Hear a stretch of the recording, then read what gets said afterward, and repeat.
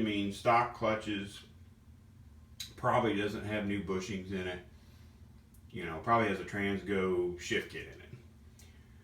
So he's talking about, I don't know for sure what all was done inside of it, but it was overhauled. He thought it had a JAGS 2600 stall converter. Well, we get home, and I'm not overly disappointed because I only paid $200 for it. So I'm not really hurting myself either way.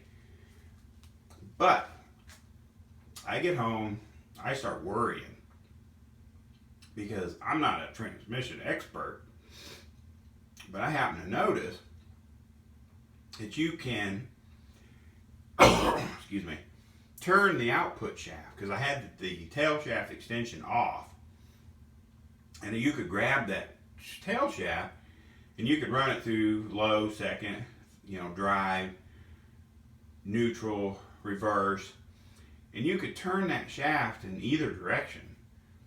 Now, when I tried that on my Turbo 400 core, it would go, in a sense, if you were behind the transmission, you could turn it counterclockwise, which is clockwise on the input shaft. You could turn it pretty, it wasn't easy, but you could turn it freely. But if you tried to go backwards, it either wouldn't move at all, or it was really hard to try to turn it back. And I'm like, okay, that's that one-way roller clutch assembly. What's going on with this Turbo 350 that I can turn that shaft basically with the same resistance forward or backwards when it's in gear? Now, when I put it in park, you can't move the input, you can't move anything. It works perfect in park because it don't allow you to move or go anywhere. So I'm like, okay, something's, I want to verify from someone who knows more than me about these Turbo 350s. When it's in gear, should I be able to turn that input and output shaft in both directions? That's a question I want to get answered. If anybody that sees this video knows the answer to that question, please throw that answer into the comments as soon as possible, because I need to know, do I need to go through this transmission, or can I throw this thing in there and give it a try? So, back to the torque converter. I get home, the only part number that is on this torque converter is 400002. And if you do a little Google search on that part number, guess what? It does not come back as a JAGS converter. It certainly does not come back as a 2600 converter. It comes back as a 12-inch 2000 to 2200 turbo, which means it'll work in Turbo 350, 400, Power Glide with a turbo spline. Made by, I keep wanting to say it was called Rebel Racing, but that's not it. It was like Rebel Fabrication or Rebel Industries or something to that effect. Basically, this torque converter came off of eBay. I am not saying this is a bad converter. It's just not the stall rating I was really hoping for, because I need one with more stall than this to be performance minded. But on the same token, a 2200 stall is going to lock up and give me better economy or better efficiency for highway driving, which is what I'm really wanting to try to do with this thing. It's just get it back on the road, get it dependable enough to do what I do, take my kids where they need to go to the baseball games, whatever. But I have looked inside of this, because a lot of cheap converters, when you look inside of it and you spin it, you'll notice that gears and the pieces down inside of this torque converter, the stators or whatever, they move around. Like, they are not stationary or centered in the hub. They'll move around and float crazy. This one is very solid. I don't see any weird movements. It does have full rollerized bearings, which I wasn't expecting. That's kind of cool. But I don't see any problems with this as far as there's no debris in here. There's no loose parts. There's nothing going crazy, moving like it ain't supposed to. Every drop of transmission fluid out of this converter looks like it just came out of a brand new bottle. I mean, it is as red as it can be and debris and dirt free. So what I wanted to do, and forgive me for using a drill because we managed to break the stupid chuck on my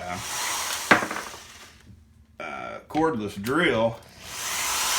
We managed to break that thing by over tightening it.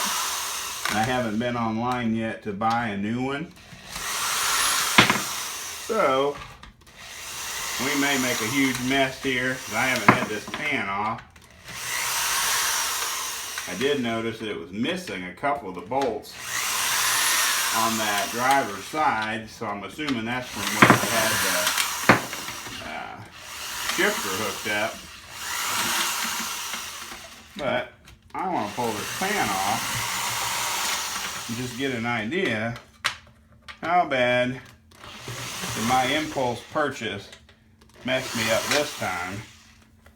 Because, you know, I'm absolutely famous for these stupid impulse purchases.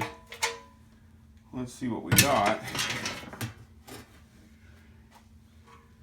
So either this transmission is absolutely rebuilt or they've cleaned the pan. I don't know if you guys can see that.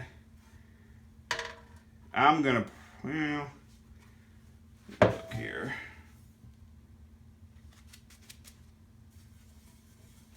I would say, I would almost have to think someone had had this pan off and cleaned it out. Because you're not going to run a transmission. Because apparently this was supposed to have been in a Project Cutlass for a very short amount of time. Yeah, somebody has wiped this out, I'm sure.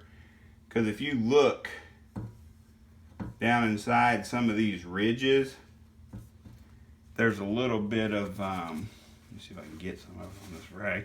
You can see how red that is. I don't know if you guys can see that or not. That's transmission fluid from inside the torque converter. And it is absolutely clean.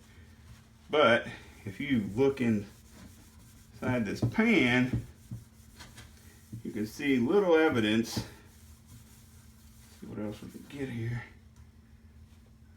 Dirt.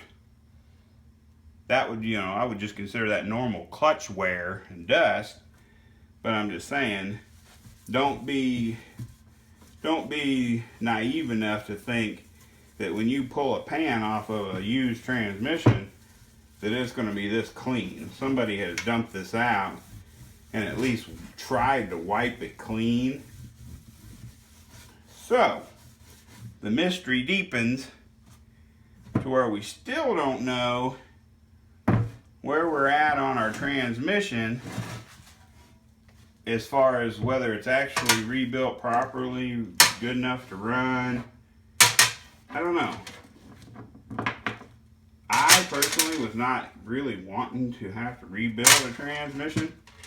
I will if I have to, because as I've said in previous videos, if you've watched any of my channel for any length of time, I'm not paying anybody else to do it, because I've gotten burned too many times trying to trust people. So, I don't know. So I'm at park right now. I don't know if I've got anything to turn this thing.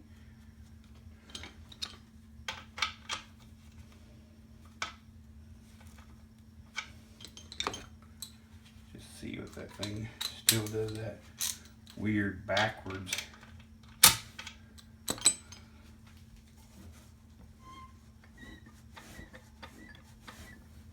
See, that would be counterclockwise.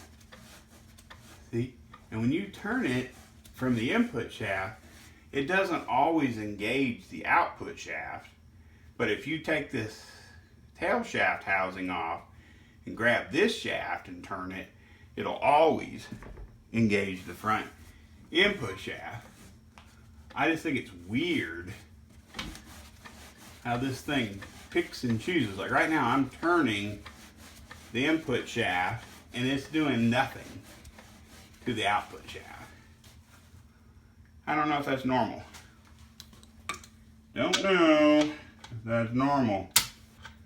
Go to a different gear. See, when you change directions, it'll grab for just a second and then it'll quit. Is that good? Or is that bad? See, it'll start to grab. That's it. I don't know. Put it back in park. Is that the parking? Is that park? I don't know. Anyway, this thing is a mystery. I don't know what to think of it so far.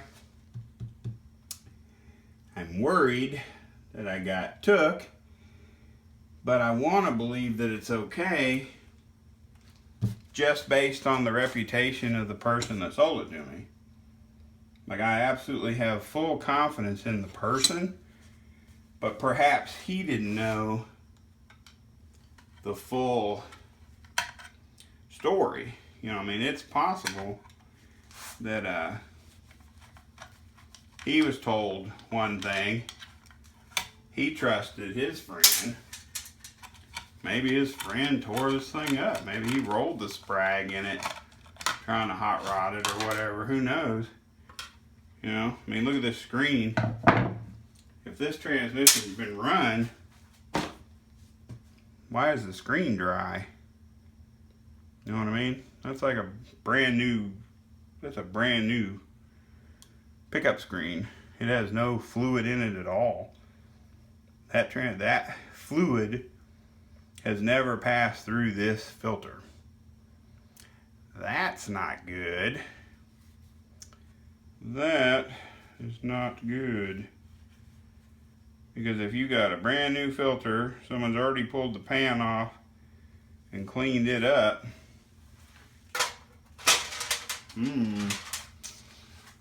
That's not good. I don't know, guys. I don't know. I'm gonna do a little research online, make a few phone calls, because I do have options of people that will help me figure this thing out. But I absolutely want to make sure that I don't waste my time putting this in the car and it being a big pile of shit, junk. Parental guidance. I apologize. But anyway, that was our experience with our impulse purchase. Pulling the pan off. That was the very first time I'd ever had the pan off. I don't know. I mean, for 200 bucks, as long as the torque converter's good, I didn't hurt myself. I mean, hell, a core's worth $50 to $100. Torque converter's got to be worth $50 to $100 as long as there ain't nothing wrong with it. So I think I did okay on the $200 purchase price, but it was purchased with the assumption that that was going to be something I could just throw in the car and get it back on the road. So I'm not giving up yet. I am a little bit worried, a little bit concerned. It's odd that this thing is supposed to be a used transmission and it's dry.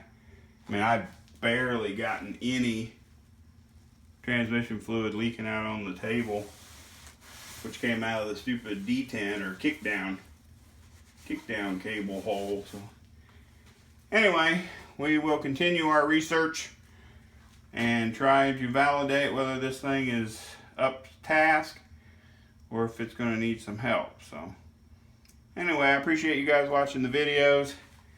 Hopefully this wasn't too boring, and hopefully YouTube will let me upload an 18-minute video. So thanks for watching. We'll just keep doing some research to see what we can find.